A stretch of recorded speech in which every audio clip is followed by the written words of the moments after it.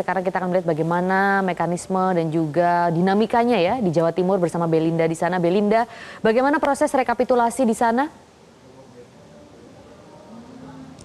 Maria, untuk proses rekapitulasi setelah kemarin sudah kita ikuti bersama proses pemungutan suara, kemudian langsung dilanjutkan perhitungan suara di lebih dari 60.000 TPS yang ada di Jawa Timur. Karena kalau kita mengingat datanya cukup besar, DPT di Jawa Timur ini ada lebih dari 31 juta pemilih dan memang hari ini menjadi hari pertama untuk proses rekapitulasi berjenjang yang akan dilakukan mulai dari tingkat kelurahan, kecamatan, kemudian nanti dilanjutkan di tingkat kota dan juga provinsi. Kita akan bertanya sebenarnya bagaimana skema untuk rekapitulasi berjenjang. Saat ini sudah bersama saya ada Komisioner KPU Jawa Timur, Bapak Khairul Umam.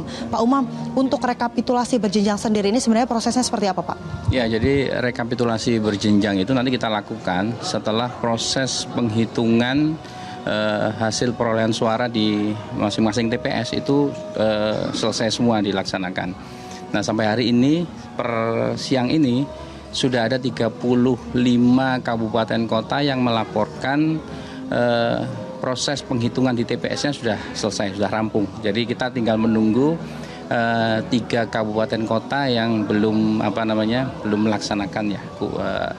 Dari data di data center, prosentase teman-teman mengunggah C hasilnya itu sudah 99%. Itu artinya memang kurang sedikit ya, kurang beberapa TPS yang belum, sehingga mungkin 3 kabupaten kota itu masih menunggu beberapa TPS itu. Nah, nanti setelah ini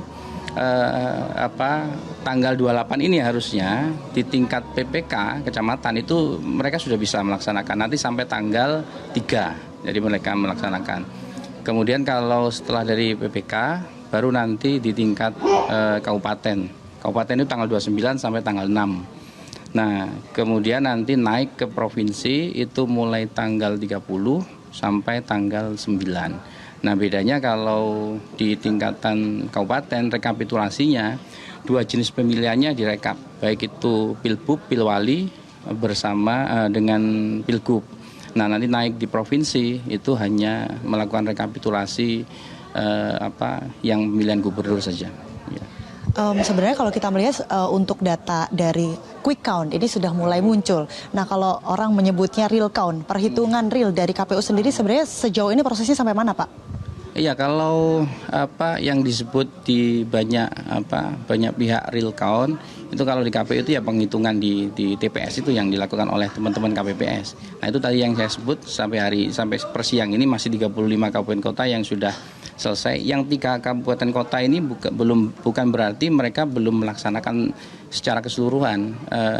Mereka masih ada tersisa beberapa TPS dari kita bandingkan dengan data center ya, karena sudah 99% berarti menyisakan beberapa TPS yang belum selesai. Itu artinya sebenarnya sebagian besar sudah selesai, tinggal beberapa TPS saja yang belum masuk. Ya. Kira-kira untuk 3 kabupaten kota ini kira-kira faktor apa yang menyebabkan akhirnya belum selesai sampai hari ini, Pak?